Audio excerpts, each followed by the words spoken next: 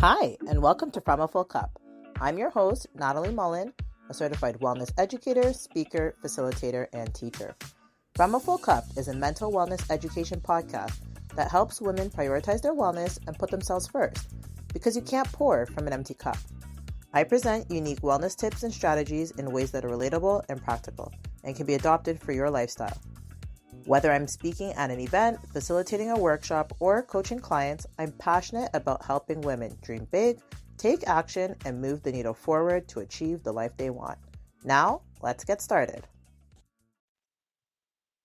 Hey, y'all, this is the 8th episode. Welcome back. Thank you so much for tuning in. I am so I am so happy to continue doing these podcast episodes and the conversations that you guys are having with me, whether through messages or emails. I really do appreciate it. And I just love opening up this dialogue about wellness. So feel free to send me an email or a DM on my new Instagram account, Natalie Mullen, and let me know if this is resonating with you. Do you agree or disagree with my views? And what other opinions do you have to add to the conversation? Last week, we talked about the 12 elements of wellness, and I hope you found that wellness wheel helpful and were able to use the tracker to figure out where you are in your wellness journey. Today, we're going to be talking about a topic that hits close to home for many moms out there: mom guilt. And whether you have one child or six, a 3-day old or a 10-year-old, if you or anyone you know ever struggles with mom guilt, this episode is for you. Before we get into that, it's time for the Take Action segment, where we celebrate friends, clients, and listeners who are able to take action and move the needle forward. Today, I want to shout out Caroline. Caroline really wanted to practice more self care. She's very involved in her work, in her volunteer commitments, and was struggling to find time for herself. And Caroline bit the bullet and finally booked those yoga classes that she was meaning to do. And she's going on Sunday. And I'm so excited for you, Caroline. I'm cheering you on. And if you've taken action, please send me an email. Or if you're listening on Spotify, you can just hit reply and let me know so I can celebrate you. I also want to shout out my friend Safia. I did speak about her last week. Safia has written a short film that was accepted into the American Black Film Festival. And that is just super exciting. And Safia has been working so hard on this project for a really long time. And I'm really proud of her for the excellence and all the commitment she's put into this project. And I will include the link in the show notes if you want to find out more about it. If you've been listening to my podcast, you know that I have a young son. He is 20 months old, so he's just over a year and a half. So I never really understood why people say their kids' ages in months, but then you become a mom and all of a sudden you say the same thing. But even I am starting to get a little bit confused with the months. Anyways, it's been a really interesting experience being a mom because before I was ever pregnant, I always knew the way that I think about motherhood and the way I'd go about motherhood would be a little bit different from the norm. I just do things differently. And it was really strange to me that others wanted to ascribe or dictate or expect me to act a certain way or to do certain things based on their experiences of motherhood. I remember my husband and I went on our 10-year anniversary, and everybody was asking, how did your son like? We went on a Caribbean cruise, and they were like, how did your son like the cruise? And I said, well, he wasn't there, so he had no opinion about it. And I remember getting so many moms looking at me like, oh, you didn't bring your son with you? And I was like, nope. And at this point, he was just about a year and a half, I actually think. I think about a year and a half to date, or maybe close enough to a year and a half, give or take a month. And several times when my son was younger, I would go to do something. I'd go out with my friends, or we'd go for a night stay, or just do different things. And I'd have all these other moms ask me, how did your son do? What did you do with your son? What was it like going with your son? And I would explain that he wasn't with me. And they looked at me in shock. A lot of them asked me, how did you do it? How did you leave your son? How did you choose to do these things for yourself? How do you still have your own social life, your own personal life? How? And my answer is always intention. I was very intentional before I ever became a mom that if I ever became a mom, I would still do the things that mattered to me and I would still maintain my own identity separate and outside of motherhood. I would still travel, I would still hang out with my friends, I would still go out and do different activities, and all of these would be separate from my mom identity because those things are important to me. So we'll talk about that a little bit more later. But from last week, you know that relationship is one of the 12 elements of wellness. And if you are not sure what I'm talking about, you can just go back and look at the wellness wheel so that you understand all the different elements, or you can just listen to the podcast episode. And so right now, I want to ask you about the relationship you have with yourself. Who are you? I want you to think about that for a second. And if you can write down your answer, if you can pause this and write down your answer, I'm going to give you a moment to answer that question. We're going to come back to this later. Who are you?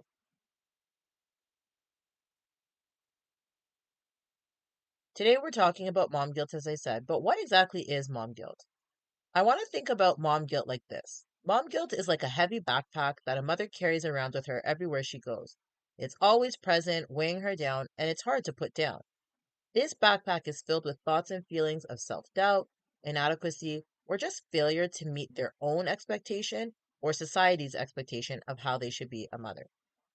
And there are several reasons for why moms might feel mom guilt. One might be they're a working mom and they have a career that takes away time from their family. They might not be able to attend all of their child's activities or events. Maybe they're too strict or they're not strict enough when it comes to disciplining. They're not quite sure which one is right. Maybe they lose their temper or yell at their child and they feel guilty about that. They might not be able to provide all the material things that their child wants or needs. They might feel like they're not doing enough as a mom, or they find that they compare themselves to other moms and think that they're not good enough. They might blame themselves if their child is not developing at the same level and pace as other children. Maybe they feel guilty for giving their child fast food or prepackaged food instead of freshly prepared healthy meals.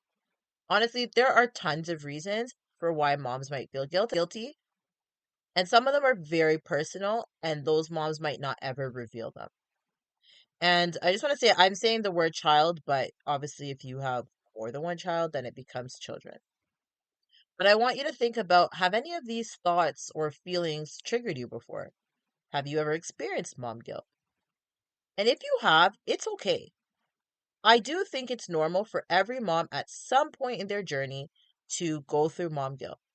And the whole point of this episode is to give you practical tips for how to deal with it.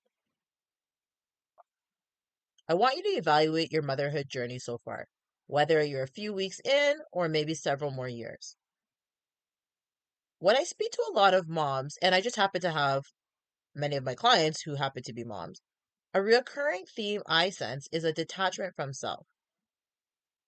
Somehow, along the way of their motherhood journey, they've forgotten who they were before they had kids. Some clients have shared they've sidelined their dreams, goals, and passions. Some have shared that they just don't feel connected to themselves anymore. They don't really remember who they are or who they used to be outside of being a mom. If you have experienced mom guilt, I want to know, how is this impacting you? You might feel increased stress and anxiety, or maybe a reduced self esteem and it's affecting your confidence. It could strain your relationship with your partner or your spouse and potentially even reduce job satisfaction and work performance. And of course, mom guilt directly correlates with poor mental well being. And if it's impacting you, you might notice that it feels off in other areas of your life as well. So it's good to just do a check in with yourself and really see where you're at.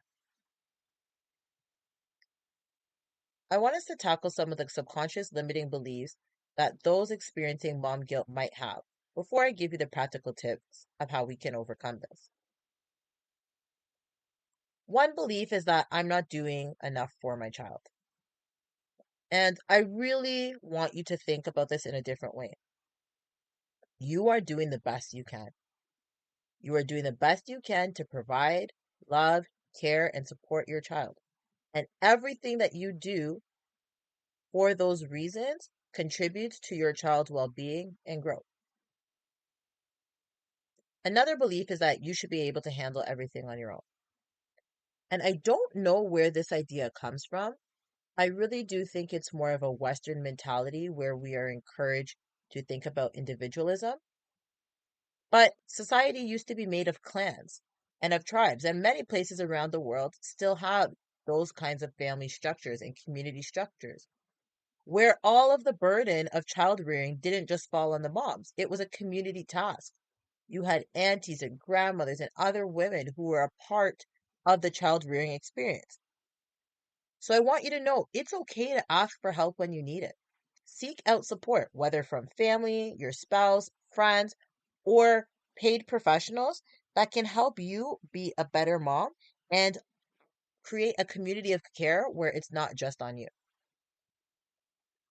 Another belief is that I'm not a good mom because I make a lot of mistakes. And honestly, I think that this is just a part of the journey. Mistakes are natural, and you've never done this thing before. And every child is going to be different, and every parenting experience is going to be different. So even if you learn from your own parents, or maybe from observing friends that are parents or other people that are parents, it doesn't mean it's going to happen the same way for you with your child. So by acknowledging, even if you make a mistake, so what? You learn, you grow, you improve. Another belief is that you should always prioritize your child's needs above your own. And this is just dangerous. You have to take care of your own well being. It is essential for you to be the best mom that you can be. And to be the best mom that you can be, you need to be the best woman that you can be. Because it starts with you as an individual. Remove the identity of mom. Who are you? Remember, I told you we would come back to that question. And I want you to focus on yourself. So if I ask my question, who is Natalie? Who is Natalie outside of being a mom? And I actually went to a workshop once and we were asked that. We were asked to write down who we are. And for some reason, the table that we were sitting at, there was 8 women there. Everybody wrote their titles. So they might write that they're a mom or they're a wife or they're a teacher or whatever the different things are. And my answer said that I was a lifelong learner, a dreamer, a traveler, and a lover of life. Because at my core, that is truly who I am. So I want you to go back and look at the answer when you ask yourself, who are you? And tell me if you wrote, well, sorry, don't tell me, but look and analyze. Did you write about your credentials or your roles or the hats you wear? Or did you just write about what is meaningful to you outside of the roles? And whichever way you answered, it doesn't matter. It's fine. But I want you to do this activity again and say, who are you aside from your roles? And just really get to the core identity of who you are as a person, as a woman. And so going back to this idea, once you know who you are and you really celebrate that individual, it's important to take care of that individual. By practicing self care, not only are you able to fill your own cup, but you're able to model self love and balance for your child. And the last belief might be that other moms seem to have it all figured out. And I want you to reframe your thinking to think that, you know what, each parenting journey is okay and everyone faces their own challenges. And it's very important to know that social media often portrays an idealized version of reality. Did any of those thoughts resonate with you? I know for myself, the one that I personally struggle with at times is that other moms seem to have it all figured out. And I feel like as a new mom, there's just so much I don't know. And when I was on mat leave, I had a lot of time. So I was able to Google everything and I watched tons of videos and blogs and downloaded apps. And I was able to learn a lot. But since going back to work, I haven't had the time to do those things. And sometimes I'm just not sure how some moms know some things and others don't, like myself. It truly is a mystery to me. And to some extent, I think motherhood is a bit intuitive to some people, and others, they're kind of just winging it and they're just figuring it out as they go along. But I've learned that, you know what? I've got to give myself grace because if you don't know something, the best thing you can do is ask questions, talk to other people, and observe. And understand that self-compassion is important. I know for myself, this is my first rodeo, and no one gave me a handbook when my son was born. So I'm doing my best, and that's good enough. Do I sometimes forget the diaper bag at home? Or do I forget to pack snacks? Or I get dysregulated when my son can't go to sleep? Absolutely. But guess what? Every day when I pick him up from daycare, he stops what he's doing, drops his toys, and runs with full force towards me with a huge smile on his face and his arms outstretched. And that's all I need to know that I'm doing a great job. My son is happy, loved, cared for, and safe. And the same goes for your child.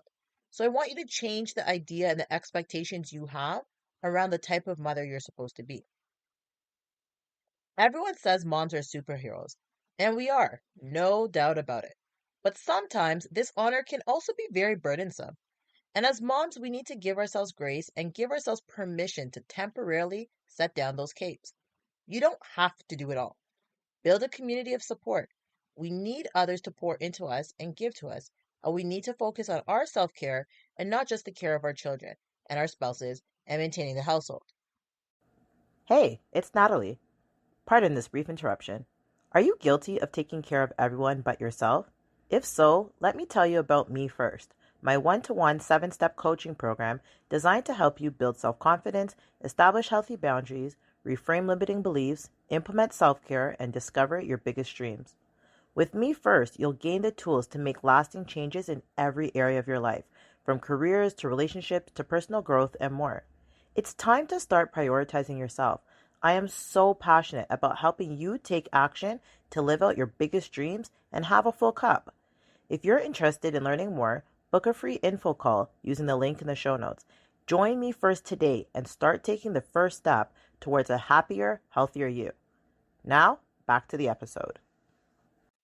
Let's talk about some practical tips, tools, and strategies that we can use to overcome mom guilt. And the very first step, of course, you know what I'm going to say, it's about awareness. We have to recognize that we have mom guilt. We have to understand what those feelings are, what the triggers are, and acknowledge when it occurs.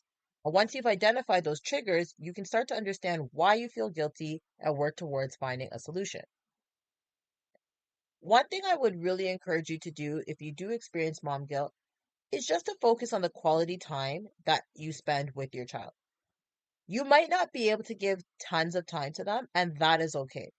Whatever time you are able to spend with your child, let it be a time of quality where you are present in the moment. Put down the phone, turn off the devices, look at your child in their eyes, touch their cheeks, let them touch yours. Maybe your kids are older. Still, look them in their eyes, tell them you love them, and just have really connected time.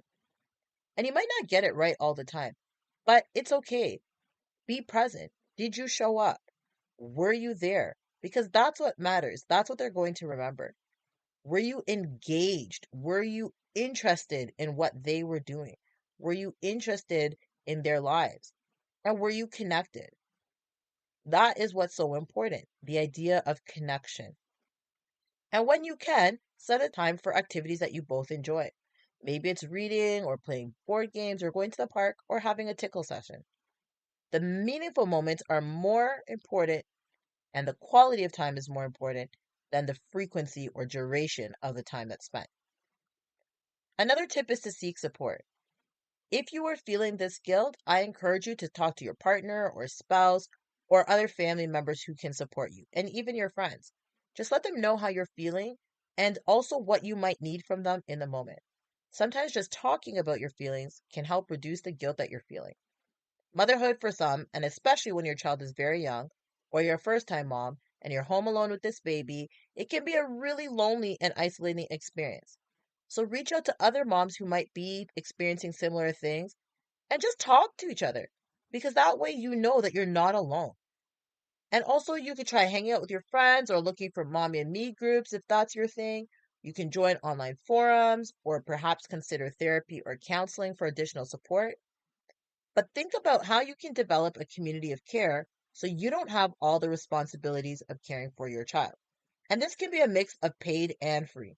If you have family and friends around, ask them to help out once in a while. Maybe you need to pay for daycare or a babysitter, nanny, after school club, camp, whatever, depending on the age of your children and what you realistically can afford, what makes sense for your family. Maybe it's friends from a community group that help out, or maybe it's your neighbors. Everyone's situation is going to be different, but I encourage you to try to see if you can develop a community of care that will help relieve some of the burden. My next tip, and I've already mentioned it a little bit before, is to practice self care. And as a mother, it can be challenging to find time for yourself, but taking care of yourself is essential to overcoming mom guilt. So set aside time to indulge in activities that you enjoy, that fill your cup, bring you joy, and make you feel like you. Maybe it's lying down on fresh cut grass staring at the sky, or reading, taking a walk, swimming, dancing, going out for girls' night, or having a bubble bath. It's going to be different for each person. So just choose whatever brings you a sense of peace, rest, and joy.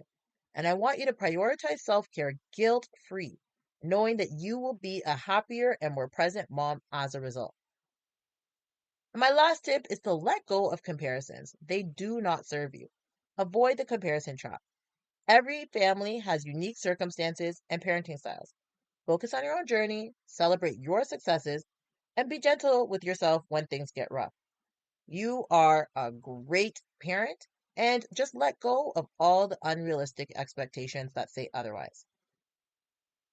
Now, I want to give you a few tools and resources to help you on this journey of overcoming mom guilt. The first tool is journaling. And I want you to consider just journaling about aspects of motherhood and just certain special memories that you've had with your child.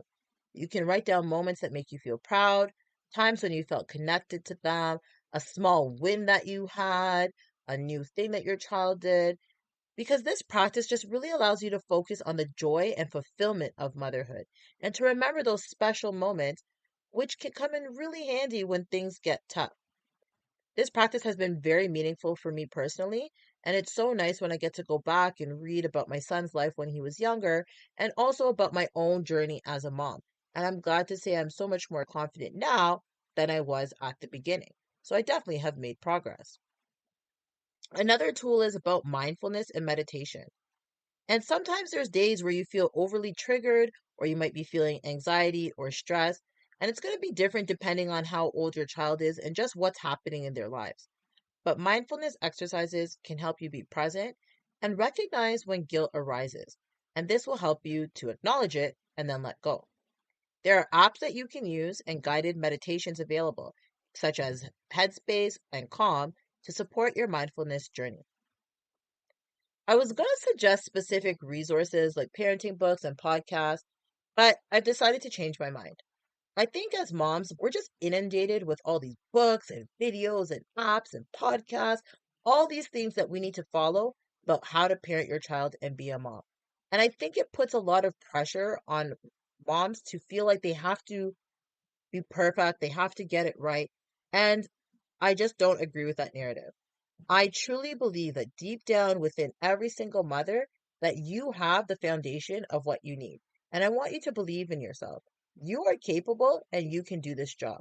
And I want you to ignore the people who don't support you and are not encouraging you. Even for myself, I had some people that were a little suspicious of how I'd be as a mother. That's fine because they don't know. But let me tell you, I am proud. I think I'm a great mom and I'm proud of myself. And sometimes you have to build up your own confidence when people are not cheering you on around you or they're just not on the same page as you. Because at the end of the day, all that matters is the relationship between you and your child. And when you find that you need support or information, then go seek it. But tap into what's within first. You've got this and you are far more qualified than you believe. Another thing you can do is go on social media and find mothers whose views and actions align with the kind of mom that you want to be. But be your own version of mom. You are great all by yourself. So don't try to be anybody else. For today's call to action, I want you to write down 5 things that you did not know how to do before you became a mom that you now know how to do like a pro. Whenever you feel mom guilt, I want you to look at that list and give yourself an applause. You are doing the thing. You've got this. So tell mom guilt to go bye bye. And if you're a mom who feels tired, run ragged, struggling to keep up with a to-do list, feel like you've lost your identity, or question if you're doing enough, I want you to know I see you. You matter, and you are appreciated, and you are valued. I know your head is filled with so many questions and wonderings and ponderings. Listen to me. You are a great mom. You are doing your best, and that is enough. If your child is happy, safe, secure, and loved, you are doing enough. I invite you to say today's affirmation with me. I am deserving of grace and compassion as I navigate motherhood. I am doing my best, and that is enough. In closing, mom guilt may creep up from time to time, but just return to this episode and use these tips to help you move forward. And if this episode resonated with you, please leave me 5 stars on iTunes and share it on your social media. I would appreciate it so much. Make sure to subscribe to my weekly newsletter that has wellness tips to support you on your wellness journey, and follow me on IG and TikTok. I'm going to try a thing. This podcast is brought to you by Captivate Podcasting Platform. You can start a free trial by clicking the link in the show notes. Until next time, continue to serve yourself, your loved ones, and your community from a full cup.